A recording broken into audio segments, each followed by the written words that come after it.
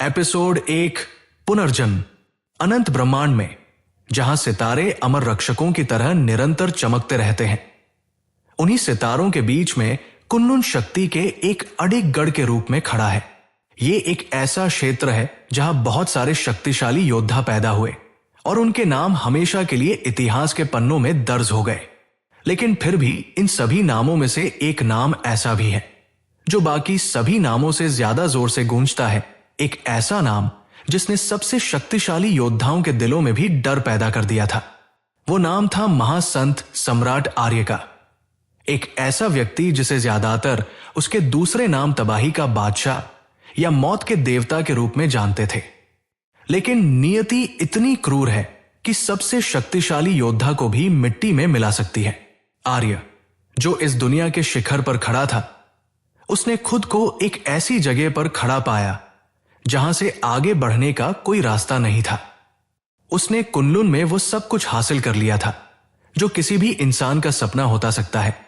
लेकिन वो बहुत अच्छे से जानता था कि चाहे वो कितना भी शक्तिशाली क्यों न हो जाए, अंततः उसे मौत के सामने घुटने टेकने ही पड़ेंगे। एक न एक दिन वो बूढ़ा होकर मर जाएगा, भले ही उसकी उम्र 1,00,000 साल से भी अधिक क्यों ना हो। आर्य, एक अनाथ जिसने अपना पूरा जीवन युद्ध में बिताया था, उसने कभी आत्मसमर्पण करना नहीं सीखा था। रोटी के एक निवाले के लिए संघर्ष करने से लेकर कुनलुन का सबसे शक्तिशाली योद्धा बनने तक उसने कभी नियति के आगे घुटने नहीं टेके। और इसलिए वो अपनी तलवार लेकर महल के पीछे संत पहाड़ पर गया, जहां उसने अपनी तलवार से स्वर्ग को चीरकर देवलोक का रास्ता खोल दिया। लेकिन देवलोक से आए हुए देव उसकी सोच से बहुत ज्यादा शक्तिशाली थे। कुनलुन की रक्षा करने और देवताओं को नष्ट करने के लिए आर्य ने अपना सब कुछ बलिदान कर दिया। अपना जीवन, अपनी शक्ति, अपनी साधना, यहां तक कि अपने खून ली आखिरी बूंद भी। आर्य उन देवों के साथ ही देवलोक के द्वार पर मर गया। लेकिन वह अपने पीछे एक ऐसी विरासत छोड़ गया जिसे युगों तक याद रखा जाएगा। लेकिन नियति आम इंसानों की तरह इच्छाओं से बंधी नहीं है। ये अपना ताना बाना खुद बुनती है और कोई भी इसका अनुमान नहीं लगा सकता। इसी तरह से लगभग 1 शताब्दी बीत गई और इस ब्रह्मांड के सबसे शक्तिशाली महासंत सम्राट आर्य का नाम भी इतिहास के पन्नों में कहीं खो गया। कुनलुन के एक दूर दराज कोने में एक 15 या 16 साल का एक लड़का अचानक जाग उठा। उसका शरीर कमजोर और घायल था, लेकिन उसके भीतर एक तूफान उमड़ रहा था। उसके दिमाग में पिछले जन्म की यादें लहरों की तरह उमड़ रही थी और वर्तमान में विलीन हो रही थी। उसका दिल जोरों से धड़क रहा था, जैसे नियति फिर से एक नया पन्ना खुलने की घोषणा कर रही हो। तो मेरा पुनर्जन्म हुआ है, वो भी एक तुच्छ शरीर में, एक इतना बेकार प्राणी जिसे नियति ने भी ठुकरा दिया। अगर नियति फिर से मेरा मजाक उड़ाना चाहती है तो अब उसे देखने दो कि मैं सम्राट आर्य एक बार फिर कैसे उठ खड़ा होता हूं। लेकिन इस बार न सिर्फ अपनी शक्ति वापस पाने के लिए, बल्कि देवलोक के देवताओं को नष्ट करने के लिए। कमजोर शरीर में पुनर्जन्म लेने के बावजूद आर्य की आत्मा पहले से कहीं ज्यादा चमक रही थी। नियति ने उसे दूसरा मौका दिया है और इसीलिए इस बार वो अपनी नियति खुद लिखेगा। आर्य ने सिर उठाया और पाया कि वो एक अंधेरे टूटे फूटे कमरे में था। दीवारों पर दरारें थी और दरवाजा कसकर बंद था। हां, आर्य यहां कैद है। आर्य जब आसपास का जायजा ले ही रहा था कि तभी अचानक उसे दरवाजे के दूसरी तरफ से किसी की बात करने की आवाज सुनाई दी।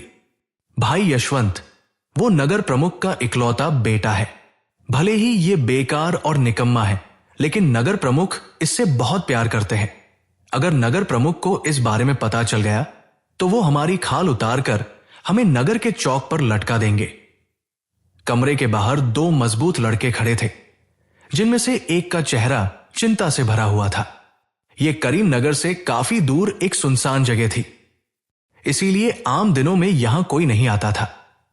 डरने की कोई जरूरत नहीं है, किसी को भी इस बारे में पता नहीं चलेगा। यहां तक कि नगर प्रमुख को भी नहीं। और वैसे भी जब हम इसका खून पीकर अपनी साधना के बढ़ते ही हमेशा के लिए करीम नगर छोड़ देंगे। यजवन, मैं जानता हूं कि तुम अपनी पूरी जिंदगी एक हारे हुए व्यक्ति की तरह नहीं बिताना चाहते। यशवंत ने चेहरे पर एक क्रूर भाव के साथ यजवन से कहा। यशवंत की बात सुनकर यजवन के चेहरे पर चिंता के भाव गायब हो गए और तुरंत उसके चेहरे पर भी यशवंत के चेहरे की तरह ही क्रूर भाव आ गए। हमारे पास अब पीछे हटने का कोई रास्ता नहीं है। नगर प्रमुख ने अपने इकलौते बेटे पर बहुत पैसा खर्च किया है। जब से वो पैदा हुआ है तभी से उसे बहुत सी कीमती गोलियां खिलाई गई है। लेकिन ये कचरा अभी भी प्राण क्षेत्र दायरे के पहले स्तर पर है। लेकिन अगर यही गोलियां हमें दी गई होती तो हम बहुत पहले ही प्राण सागर दायरे में पहुंच चुके होते। यहां तक कि हमारे लिए भौतिक चक्र दायरे में पहुंचना भी असंभव नहीं होता। लेकिन अफसोस वे सभी गोलियां इस कचरे पर बर्बाद हो गई। लेकिन कोई बात नहीं, हम अब भी उनका आनंद ले सकते हैं। हुमैन बस सिर्फ 3 दिन और इंतजार करना है। शुद्धिकरण की गोली से उसके शरीर की सारी अशुद्धियां साफ हो जाने के बाद हम इसका खून पीकर अपनी ताकत बढ़ाएंगे और चुपचाप करीम नगर से कहीं बहुत दूर चले जाएंगे। यशवंत ने अपने चेहरे पर क्रूर मुस्कान के साथ कहा। इन दोनों के बीच की बातचीत सुनकर आर्य, जिसने अभी अभी इस शरीर में अपनी आंखें खोली थी, उसके चेहरे पर एक क्रूर मुस्कान आ गई। मेरा खून पीने का सपना देख रहे हो? खून का तो पता नहीं, लेकिन तुम मेरा पेशाब जरूर पियोगे। इस आर्य की यादों को खोजते हुए सम्राट आर्य को पता चला कि बाहर 2 लोग कौन थे। ये दोनों नगर प्रमुख निवास के पहरेदार थे और इन्होंने नगर प्रमुख के बेटे और नगर प्रमुख महल के छोटे मालिक को नुकसान पहुंचाने की कोशिश की। इसके साथ ही ये दोनों मूर्ख आर्य को मारकर उसका खून पीने के भी सपना देख रहे थे। ये सब सुनने के बाद आर्य को जरा सी घबराहट महसूस नहीं हुई। उसने अपनी पिछली जिंदगी में सबसे महान संत के रूप में अनगिनत मुसीबतों का सामना किया था। इसके अलावा इस शरीर की अशुद्धियों को दूर करने के लिए इसे जो शुद्धिकरण की गोलियां खिलाई गई है, उनका असर होने में अभी भी लगभग 3 दिन का समय लगेगा। लेकिन आर्य के लिए इन दोनों से निपटने के लिए 3 दिन का समय पर्याप्त होगा। बाहर के 2 पहरेदारों को नजरअंदाज करते हुए आर्य ने अपने शरीर का निरीक्षण करना शुरू कर दिया। अपने शरीर में बड़ी मात्रा में कीमती गोलियों की शक्ति को महसूस करके वो तुरंत उत्साहित हो गया। ये सभी कीमती गोलियां उसके पिता ने उसे बचपन से दी थी। इस शरीर का पिता अपने बेटे को अच्छी गोलियां खिलाना तो जानता है, लेकिन शायद वो ये नहीं जानता कि उसके बेटे का शरीर उन्हें अवशोषित नहीं कर सकता। इसीलिए उन सभी गोलियों की शक्ति इसके शरीर में जमा हो गई है, जिसकी वजह से कभी न कभी कुछ बुरा हो सकता था। लेकिन मेरे लिए यह शरीर किसी अद्भुत खजाने से काम नहीं है। आर्य वहां चेहरे पर मुस्कान लिए बैठा था। वो सबसे बड़ा संत हुआ करता था। उसके लिए इस शरीर में जमा गोलियों को अवशोषित करना चुटकी बजाने जितना आसान काम था। इन दोनों पहरेदारों ने मुझे जो शुद्धिकरण की गोली खिलाई है, हालांकि ये बहुत कमजोर है, लेकिन फिर भी इस शरीर के लिए इसके लाभ, बहुत सारे लाभ हैं। और इसीलिए अब मैं जल्दी ही इस शरीर में जमा सारी गोलियां को अवशोषित कर लूंगा। थोड़ी देर तक अपनी यादों को खंगालने के बाद आर्य को एक ऐसी कला याद आई जिससे गोलियों से ताकत अवशोषित की जा सकती थी। कला के मिलते ही आर्य ने उसका इस्तेमाल करना शुरू कर दिया। आर्य ने जैसे ही कला का इस्तेमाल करना शुरू किया, उसके शरीर में जमा गोलियों की सारी शक्ति उसके शरीर में घूमने लगी और उसका शरीर गोलियों की शक्ति को अवशोषित करने लगा। गोलियों ने उसके शरीर, उसकी हड्डियों, उसके खून, ये तक कि उसकी त्वचा को परिष्कृत करना शुरू कर दिया। उन गोलियों की शक्ति अवशोषित हो ही रही थी कि तभी सफाई की गोलियों ने भी अपना काम शुरू कर दिया, जिससे आर्य को अपने शरीर की अशुद्धियों से छुटकारा पाने में मदद मिली। पिछले 10 सालों में उसने जितनी भी गोलियां खाई थी, वे बहुत ज्यादा ताकतवर थी। उसका शरीर सचमुच एक चलता फिरता खजाना बन गया था। यह लड़का वास्तव में बेकार था। इसमें कोई आश्चर्य की बात नहीं है कि ऐसे लोग हैं जो इसे नुकसान पहुंचाना चाहते हैं, और बस इसी तरह मैं इस शरीर में संग्रहित सभी गोलियों की शक्ति को जल्द ही अवशोषित कर लूंगा। आर्य ने एक मुस्कुराहट के साथ धीमी आवाज में खुद से कहा। गोलियों की भारी मात्रा लगातार उसके शरीर को परिष्कृत करके उसे आध्यात्मिक शक्ति में बदल रही थी, जिसकी वजह से हर गुजरते पल के साथ उसकी साधना बढ़ रही थी। की आवाज के साथ वो प्राण क्षेत्र दायरे के दूसरे स्तर पर पहुंच गया। सिर्फ 1 घंटे में आर्य ने अवरोध को तोड़ दिया और प्राण क्षेत्र दायरे के दूसरे स्तर पर पहुंच गया। पहला स्तर, दूसरा स्तर, तीसरा स्तर, चौथा स्तर, 5वां स्तर। आर्य ने एक के बाद एक स्तरों के अवरोधों को तोड़ना जारी रखा और इसी तरह वो प्राण क्षेत्र दायरे के 5वें स्तर पर पहुंच गया, वो भी एक ही दिन के भीतर। लेकिन अब भी उसके शरीर में बहुत ज्यादा गोलियां जमा थी। हालांकि वह प्राण क्षेत्र दायरे के 5वें स्तर पर पहुंच गया था, लेकिन उसने अपने शरीर में जमा गोलियों में से आधी भी इस्तेमाल नहीं की थी। दरवाजे के बाहर यशवंत और यजवन अपने चेहरे पर चिंता भरे भाव लिए बेसब्री से इधर उधर करते हुए घूम रहे थे। भाई यशवंत, अब 1 दिन हो गया है, क्या अब हमें उसे मारकर उसका खून लेकर चले जाना चाहिए? यजवन ने चिंतित स्वर में पूछा। नहीं, शुद्धिकरण की गोली को उसके शरीर की सारी अशुद्धियां पूरी तरह से निकालने में 3 दिन लगेंगे और हमें तब तक इंतजार करना होगा, यशवंत ने कहा। वहीं दूसरी तरफ आर्य अभी भी कमरे के अंदर अपने पैरों को मोड़कर बैठा था और अपनी साधना बढ़ने की सुखद अनुभूति महसूस कर रहा था। कुनलुन में सभी लोग साधना करते हैं। जब कोई व्यक्ति प्राण क्षेत्र दायरे के 9वें स्तर पर पहुंच जाता है तो वो अपने डैंटियम में प्राण सागर बनाने में सक्षम हो जाता है और प्राण सागर क्षेत्र में पहुंच जाता है। प्राण सागर दायरे के बाद भौतिक चक्र क्षेत्र, दिव्य चक्र क्षेत्र और ब्रह्म चक्र दायरे आते हैं। लोग इन क्षेत्रों को 5 आधारभूत स्तर कहते हैं। प्राण क्षेत्र दायरे के 5वें स्तर पर पहुंचने के बाद भले ही आर्य की साधना बढ़ने की गति काफी कम हो गई, लेकिन फिर भी वो रुका नहीं। उसने गोलियों की ऊर्जा को परिष्कृत करके आध्यात्मिक ऊर्जा में बदलकर अवशोषित करना जारी रखा। 2 दिन बाद आर्य ने आखिरकार अपने शरीर के भीतर संग्रहित सभी गोलियों का इस्तेमाल किया और 8वें स्तर के शिखर पर पहुंच गया, जो 9वें स्तर से बस एक कदम दूर था। मैं 3 दिनों में 8वें स्तर पर पहुंच गया हूं। ऐसा लगता है कि मैं इस शरीर की सीमा तक पहुंच चुका हूं। आर्य शांत दिख रहा था। अगर कोई दूसरा व्यक्ति होता जो 3 दिन में पहले स्तर से 8वें स्तर पर पहुंच जाता तो वो बहुत खुश होते, लेकिन आर्य सबसे महान संत था। उसने अपने पिछले जीवन में पहले से ही बहुत कुछ अनुभव किया था। सच कहूं तो वो सिर्फ एक राक्षस था। हां, आखिरकार खून पीकर साधना बढ़ाने का समय आ ही गया। जैसे ही दरवाजा खुला, आर्य ने पहरेदारों को हंसते हुए सुना, लेकिन जैसे ही वे दोनों आर्य के सामने आए, आर्य ने उनसे क्रूर आवाज में कहा, मेरा खून पीने के सपने देख रहे हो? अच्छी बात है, मैं तुम्हें पिलाऊंगा तो जरूर, लेकिन अपना खून नहीं, मेरा पेशाब। फर्श पर बैठ हुआ आर्य अचानक से उठा और उसने पहरेदारों के पेट पर एक जोरदार मुक्का मारा, जिससे वे दोनों दरवाजे से बाहर जा गिरे। हालांकि इनका स्तर काफी ऊंचा था, लेकिन फिर भी ये दोनों नगर प्रमुख निवास के पहरेदार ही थे, इसीलिए ये केवल 6ठे स्तर के ही योद्धा थे और आर्य से मुकाबला करने में सक्षम नहीं थे। अपनी कपड़ों से धूल पोंछते हुए आर्य धीरे धीरे अपने कमरे से बाहर चला गया। वो जानता था कि उसके मुक्के में कितनी ताकत है, इसीलिए उसे पता था कि पहरेदार फिर से खड़े नहीं हो पाएंगे। कमरे के बाहर यशवंत और यजवन जमीन पर पड़े हुए अपने पेट को दर्द से पकड़कर भयभीत आंखों से आर्य की ओर देख रहे थे। असंभव, यह संभव नहीं है। तुम तो सिर्फ पहले स्तर के योद्धा थे ना, तो फिर तुम अचानक से सिर्फ 3 दिनों में इतने शक्तिशाली कैसे हो गए?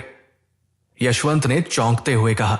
नगर प्रमुख निवास के एक गार्ड के रूप में वो आर्य से बहुत अच्छी तरह से परिचित था। ये आदमी एक बेकार व्यक्ति था। ये अक्सर नगर प्रमुख के बेटे के रूप में अपनी ताकत का उपयोग दूसरों को धमकाने के लिए करता था, और ये सब इसके लिए एकदम सामान्य था। इसीलिए अचानक हुए इस बदलाव को देखकर सैनिक अपनी आंखों पर विश्वास नहीं कर सके। आर्य को देखकर ऐसा लग रहा है जैसे वो पूरी तरह से किसी और ही व्यक्ति में बदल गया हो। नमक हरामो, तुम्हारी हिम्मत कैसे हुई मुझे अगवा करने की? अब सच सच बताओ, तुम्हें ऐसा करने के लिए किसने कहा? आर्य ने अपनी आंखों में भयंकर भाव के साथ यशवंत की ओर देखा। आर्य मूर्ख नहीं था। वो जानता था कि अगर कोई इनसे ऐसा करने के लिए न कहे तो ये बदमाश उसे छूने की हिम्मत भी नहीं करेंगे। इसके अलावा उनके पास शुद्धिकरण की गोली प्राप्त करने की भी क्षमता नहीं है। नहीं, किसी ने हमें ऐसा करने के लिए नहीं कहा, हम ही तुम्हारा खून पीना चाहते थे। यशवंत ने कहा, क्योंकि अब तुम मुझे सच नहीं बताना चाहते तो फिर अब तुम्हें सच बताने का मौका फिर कभी नहीं मिलेगा। आर्य ने एक कदम आगे बढ़ाया और यशवंत की खोपड़ी पर जोरदार मुक्का मारा, जिसकी वजह से उसकी खोपड़ी फट गई और खून के साथ साथ उसके दिमाग के टुकड़े हर जगह फैल गए। मैं दूसरा मौका नहीं देता। आर्य ने ऐसे कहा जैसे कुछ हुआ ही ना हो। उसने अक्सर ऐसे खूनी दृश्य देखे थे और उसे बस उदासीनता महसूस हुई। यजवन को लगा कि मौत उसके इर्द गिर्द है। वो कोई बहादुर व्यक्ति नहीं था और उसने पहले कभी ऐसा कुछ नहीं देखा था। उसका चेहरा पीला पड़ गया था और उसका शरीर हिंसक रूप से कांप रहा था। अब तुम्हारी बारी है, बताओ तुम्हें ऐसा करने के लिए किसने कहा? आर्य ने पलटकर यजवन से पूछा। नहीं, सच में किसी ने हमें ऐसा करने के लिए नहीं कहा। कृपया मुझे माफ कर दो छोटे मलिक, मेरी जान बख्श दो। यजवन का चेहरा पीला पड़ गया था। उसके सामने वाला व्यक्ति वो छोटा मलिक नहीं था जिससे वो परिचित था। जिस तरह से उसने यशवंत व्यक्ति को मारा वो बहुत क्रूर था। अभी भी सच नहीं बोलना चाहते? खूब, बहुत खूब। चिंता मत करो, मैं तुम्हें इतनी आसानी से मरने नहीं दूंगा। मुझे मारने का एक ऐसा तरीका पता है जिसमें दिल की धड़कन बंद होने से पहले कोई पूरी तरह से नहीं मरता। तो सबसे पहले मैं तुम्हारे दोनों हाथ पैर काट दूंगा, फिर तुम्हारी नाक, तुम्हारा कलेजा और फिर तुम्हारा गुर्दा भी निकाल दूंगा, ताकि मैं तुम्हें दिखा पाऊं कि तुम्हारे शरीर के अंदर क्या है। और इस सब के बाद मैं तुम्हारा दिल निकालूंगा। लेकिन अगर तुम्हारी इच्छा शक्ति दृढ़ है तो तुम अपना दिल धड़कता हुआ देख पाओगे। आर्य ने विस्तार से बताया। ठीक है, मैं सब कुछ सच सच बताता हूं। यजवन का चेहरा पसीने से लथपथ था। वो ये सब और बर्दाश्त नहीं कर सका। उसकी नजर में आर्य एक राक्षस था, एक खूनी राक्षस। जल्दी करो, मेरे धैर्य की एक सीमा है, आर्य ने शांति से कहा। वो केशव छोटे मलिक है। ये उन्हीं ने हमें ऐसा करने के लिए कहा था और उन्होंने ही हमें सफाई की गोली भी दी थी। यजवन ने बिना किसी हिचकिचाहट के आर्य को वो सब कुछ बता दिया जो वो जानता था। केशव चक्रवर्ती। आर्य के दिमाग में ये नाम जाना पहचाना था। योगराज ने एक और बच्चे को गोद ले लिया था ताकि उनके के न रहने के बाद गोद लिया हुआ पुत्र आर्य की देखभाल करेगा, क्योंकि आर्य बचपन से ही सामान्य बच्चों की अपेक्षा बहुत ज्यादा कमजोर था। और केशव ऐसा करता भी था। वो हमेशा आर्य की मदद करता था, फिर चाहे आर्य कुछ भी क्यों न किया हो। केशव चक्रवर्ती हमेशा आर्य की मदद करता था। केशव चक्रवर्ती, लेकिन वह मुझे क्यों मारना चाहेगा? आर्य ने पूछा। नगर प्रमुख ने उन सभी गोलियों का लगभग 90% आपके ऊपर खर्च किया, जिसकी वजह से वो आपसे बहुत ज्यादा जलन रखते हैं। लेकिन अगर आप मर गए तो वो कानूनी रूप से चक्रवर्ती परिवार के साथ साथ नगर प्रमुख का उत्तराधिकारी बनने वाला एकमात्र व्यक्ति बन जाएगा। इसके अलावा कल मौर्य परिवार और चक्रवर्ती परिवार के बीच विवाह की सगाई का दिन भी है, और यदि अगर आप मर जाते हैं तो वो मौर्य परिवार की बेटी से शादी कर सकेगा। यजवन ने आर्य को वो सब कुछ बताया जो वो जानता था, और कुछ या बस इतना ही। आर्य के चेहरे पर एक बड़ी सी मुस्कान थी। मौर्य परिवार वसंतपुर का एक उच्च वर्ग का परिवार था। वे व्यापार उद्योग में बड़े थे। ये तक कि नगर प्रमुख भी उन्हें भड़काने की हिम्मत नहीं करते थे। अगर चक्रवर्ती परिवार और मौर्य परिवार के बीच में शादी होती है तो इससे दोनों ही परिवारों को बहुत बड़ा लाभ होगा। ये केशव चक्रवर्ती एक चालाक आदमी है। अगर ये महासंत सम्राट आर्य के पुनर्जन्म से पहले वाला आर्य होता तो ये अब तक मर चुका होता।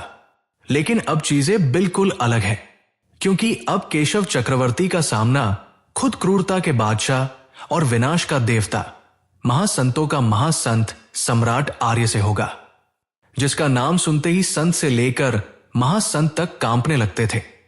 राजा महाराजा अपना सिंहासन छोड़ देते थे, विशालकाय सेनाएं भाग खड़ी होती थी और नदियां अपना रास्ता बदल लेती थी। छोटे मलिक, मैंने आपको वो सब बता दिया है जो मैं जानता हूं। मेरी जान बख्श दो, मैं आपकी मदद करने के लिए सब कुछ करूंगा। यजवन ने आर्य की ओर अपना सर जमीन पटक कर अपने जीवन की भीख मांगते हुए कहा, मुझे तुम्हारे जैसे मूर्ख की जरूरत नहीं है। आर्य ने अपनी हथेली यजवन की ओर घुमाई और उसकी विनती तुरंत शांत हो गई। दोनों पहरेदारों को मारने के बाद आर्य ने आसमान की ओर सिर उठाया तो पाया कि अब बहुत देर हो चुकी है।